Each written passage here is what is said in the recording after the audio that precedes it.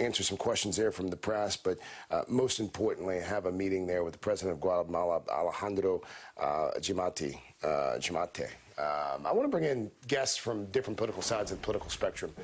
Different sides of the political spectrum, I should say. They've got one goal in common, though, their desire to see some sort of comprehensive immigration reform. Former Democratic Congressman Luis Gutierrez of Illinois, who worked across the aisle during his 2 decades in Congress on immigration issues, and Douglas Holtz-Eakin, a one-time chief economic advisor to the 2008 John McCain presidential campaign. He is now the president of the American Action Forum. Gentlemen, good to have both of you. Enjoyed the conversation so much. Last time, wanted to make sure we got you back. Doug, let me start with you. Guatemala, one of the Northern Triangle countries that have long suffered from violence and poverty and corruption. More recently, it's dealt with climate change, natural disasters. Now, of course, there's a global pandemic. We're seeing a first step by this administration to try and address the issues here through diplomacy. What does the vice president need to do on this trip? What does she need to say on this trip? Well, I don't think there's anything specific she needs to do or say. Her presence is the main message. She has chosen to make her first international trip to Guatemala. It is a signal that addressing the conditions in Guatemala and neighboring countries is an important part about addressing the security of our southern border. They want to convey their seriousness to the Guatemalans, and she will do that. And they're there to offer assistance as well. And so I think the message has been sent the moment she landed in Guatemala. Congressman Gutierrez, the New York Times took a deep look at how expanded U.S. aid programs have failed to stem migration. One program includes tech training. Here's part of what the Times found out. Quote, Pedro Aguilar, a coffee farmer who had not asked for the training and didn't see how it would keep anyone from heading for the border, looked confused. Eyeing the U.S. government logo on the pamphlet, he began waving it around, asking if anyone had a phone number to call the Americans and tell them what our needs really are. They've never helped me, he goes on to say. Where does all the money go? Where's the aid? Who knows? So, Congressman Gutierrez, if implementing these programs and throwing money at the problem isn't the answer, what is? Well, first of all, how heartbreaking. Thank you, Greg, for having me up, but how heartbreaking. I'm so happy you brought that comment forward. But on the other hand, I do want to echo the sentiment that finally what I see is the Vice President of the United States and our national government finally seeing we're going to have a hemispheric approach. It seems like we're always going to Asia. It seems like we're always going to Europe. And yet we forget that this is the Americas. And so I think what that gentleman is saying is, look, there is a crisis in Guatemala of a lack of really governance.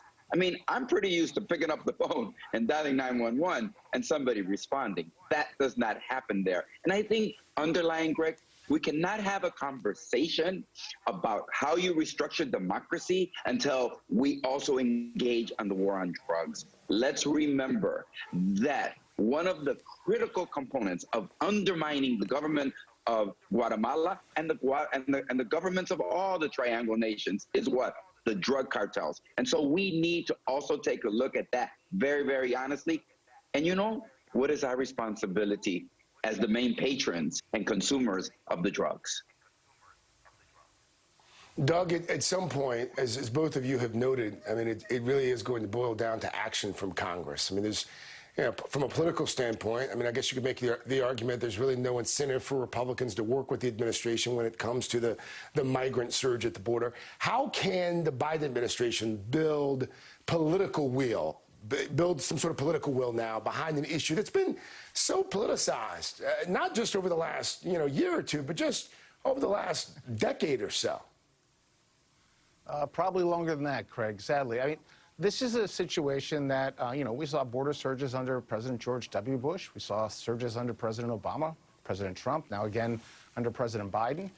And so I think the message there really is administrations can't fix this by themselves. On a bipartisan basis, they have tried and failed, and that means the responsibility is with Congress. And Republicans who correctly identify the southern border as a national security risk have a stake in getting it right, and that means immigration reform, and it can't just be border only. To do it, in a rifle shot misses the larger set of push and pull incentives that cause border crossings. And so it's time to step back, look at the situation, and really take a serious run at revising our immigration laws for the first time in decades. We had a really fruitful conversation last time you were both on. Doug, you mentioned, if I recall correctly last time, the essential need to reform our core visa system. And Congressman, you mentioned last time that the reason for the collapse of many of these Northern Triangle economies, drugs consumed by people here in this country. How can these 2 points be used to bridge some of the gaps on the Hill? Congressman Gutierrez, you first, and then Doug will come to you. Sure. Here's how we can do it. We want to take the criminal elements out of the process. There are people, Greg, that are always going to need to come to the United States. That's just the situation. I'm so happy that we have Vice President Harris there. She understands fundamentally from her own life experience, one parent from Jamaica, the other from India, what it is to come to America and the need it is. They didn't tell her mom and dad stay in India, stay in Jamaica, as we didn't tell the Irish or the Italians or the Poles, or we didn't say that to the Jews as they wanted to flee the Soviet Union under religious persecution. We've always been a welcoming country. So let's have a legal structure for people to come and take the coyotes out of the equation so that people can come here in a reasonable manner. I think, Congress, that's how we reestablish order at the border, by having the legal frameworks that have always been in place and have always allowed America to prosper to continue. And that's what I worked with John McCain on when we first introduced our bill, is organizing a way for people to come here. It's always been an essential part of comprehensive immigration reform. And in the past, when we had leaders of the stature of John McCain, we worked together to do that. I still believe there are those members in the House and in the Senate that we can get this done with. Doug? Yeah, I believe that as well, and I admire that sentiment. I think it's important to not frame this as something like we have to do begrudgingly against our will. Immigration reform is an opportunity. It's an opportunity to reform the core granting of legal visas for better economic growth, for example. We got a lot of attention to the fact that fertility in the United States declined during the pandemic. It's actually been declining for years. Immigration reform is a way to address that decline in fertility and build the labor force of the future. We grant under 10% of our visas for economic purposes at the moment. Despite that, 40% of the Fortune 500 companies were founded by an immigrant or their offspring. We have always benefited from immigration. We could proactively use it to benefit even more, and everybody wants an economy that's growing rapidly and raising the standard of living. This is a chance to do that.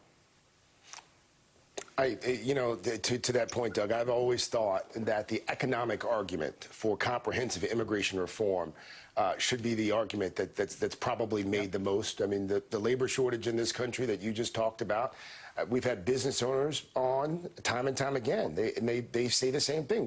We can't find folks to fill these jobs, but we'll save that for our next roundtable. Mr. Gutierrez, thank you. Congressman, thank you. Douglas Holtz-Eakin, a big thanks to both of you. Thank